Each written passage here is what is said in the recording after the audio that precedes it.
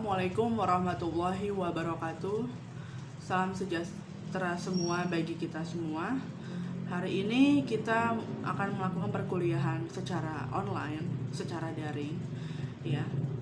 Di pertemuan ketiga ini kita akan membahas mengenai hukum agraria nasional, ya. Jadi hukum agraria nasional ini adalah ada beberapa upaya yang dilakukan oleh pemerintah Indonesia untuk menyesuaikan hukum agraria kolonial dengan keadaan atau kebutuhan setelah Indonesia itu merdeka, ya.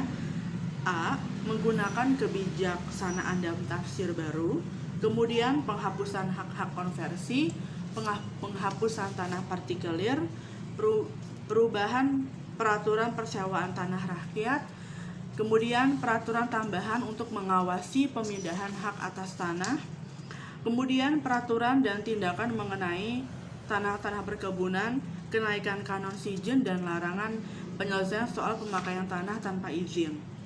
Kemudian ada lagi yaitu peraturan perjanjian bagi hasil bagi tanah pertanian, kemudian peralihan tugas dan wewenang agraria. Nah, dalam hal pembangunan hukum agraria nasional, kita bisa melihat ada beberapa faktor yang melatar belakangi. Yang pertama adalah namanya faktor material. Faktor material ini adalah sebuah keadaan di mana sebelum diundangkannya Undang-Undang Pokok Agraria, ya. Jadi keadaan sementara waktu oleh karena peraturan yang sekarang berlaku berdasarkan pada peraturan peralihan yang terdapat dalam pasal 142 Undang-Undang Dasar sementara. Kemudian Konstitusi Republik Indonesia dan pasal kedua aturan peralihan UUD 45, yang semuanya itu bersama-sama menentukan dalam garis besarnya bahwa peraturan-peraturan hukum yang berlaku pada zaman Hindia Belanda memegang kekuasaan, masih berlaku untuk sementara. Nah, teman-teman, kemudian faktor yang kedua adalah faktor material. Apa maksudnya faktor material? Karena hukum agraria kolonial kita itu memiliki ada sifat yang namanya dualisme. Jadi dualisme itu inilah yang meliputi hukum subjek maupun terhadap pada objeknya. Kemudian di satu pihak berlaku hukum agraria barat yang diatur dalam BW ataupun dalam agraris West, tetapi di pihak lain berlaku hukum adat yang diatur dalam hukum adat mengenai tanahnya masing-masing.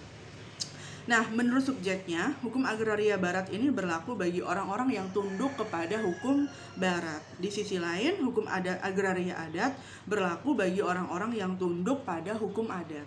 Kemudian, menurut dari sisi objeknya, di satu pihak ada hak-hak tanah yang diperuntukkan bagi orang-orang yang tunduk pada hukum barat, tapi di pihak lain ada hak-hak lain yang diperuntukkan bagi orang-orang yang tunduk pada hukum adat. Nah, karena adanya sifat dualisme ini, jadi hukum membawa konsekuensi baik dari sistem hukum maupun dari segi hak dan kewajiban bagi subjek hukumnya. Jadi sifat dualisme ini menimbulkan persoalan dan juga kesulitan yang tidak dapat dibiarkan terus-menerus. Jadi setelah Indonesia itu merdeka, sifat dualisme ini haruslah diganti dengan yang namanya unifikasi hukum, seperti itu. Nah, kemudian ada yang namanya faktor ideal. Faktor ideal itu adalah tujuan daripada negara.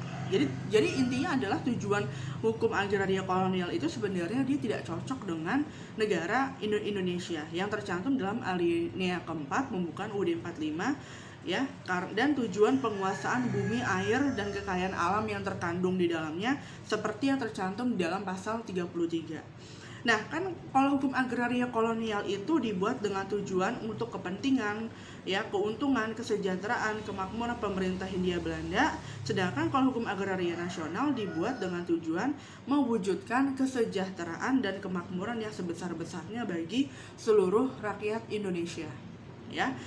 Nah, kemudian kita bisa melihat lagi bahwa latar belakang sejarah penyusunan Undang-Undang Pokok Agraria ini, yang pertama dalam hal ada namanya Panitia Agraria Jogja, Panitia Agraria Jakarta, Panitia Suwahyo, Rancangan Sunarjo, dan Rancangan Sajarwo.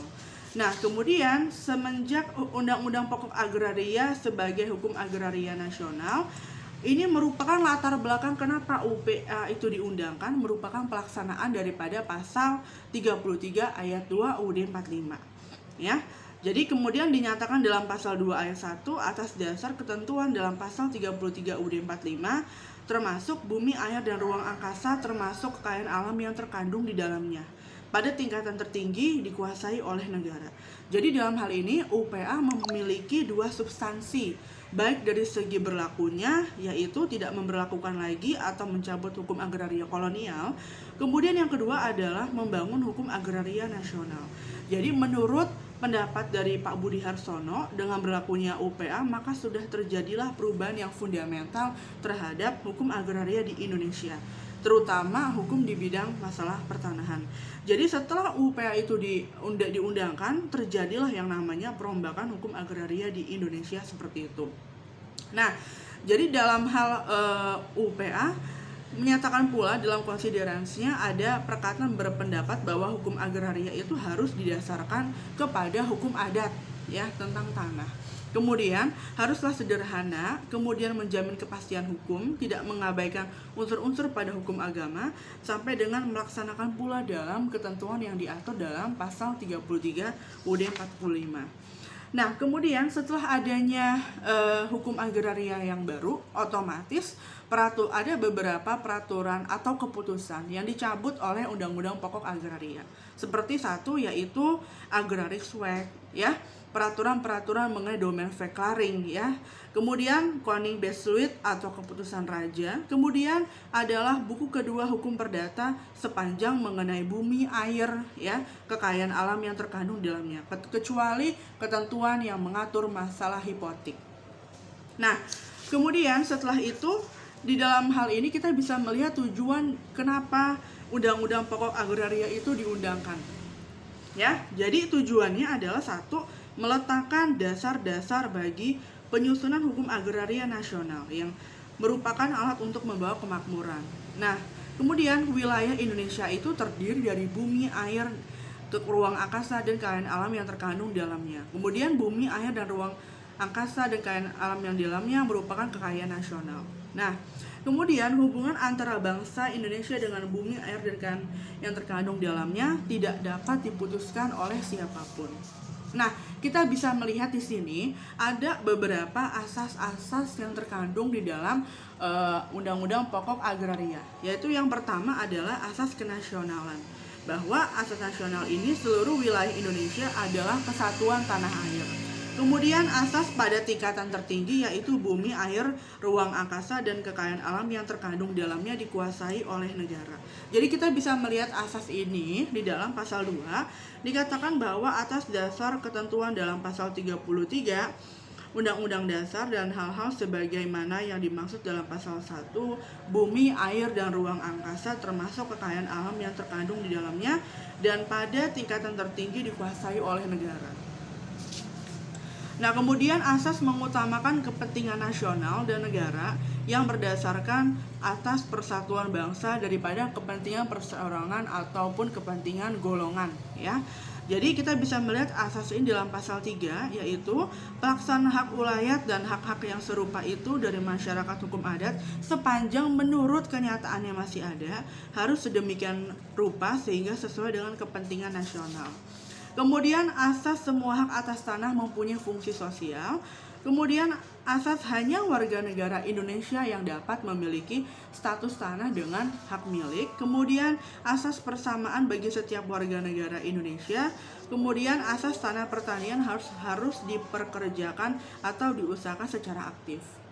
Nah, begitu teman-teman semua, inilah di pertemuan materi di pertemuan ketiga. Untuk materinya teman-teman bisa melihat di modul. Apabila ada pertanyaan, apakah ada masukan dan saran, silakan kita bisa berdiskusi, ya. Untuk pertemuan 3 ini saya akhiri, kurang lebihnya mohon maaf. Wassalamualaikum warahmatullahi wabarakatuh.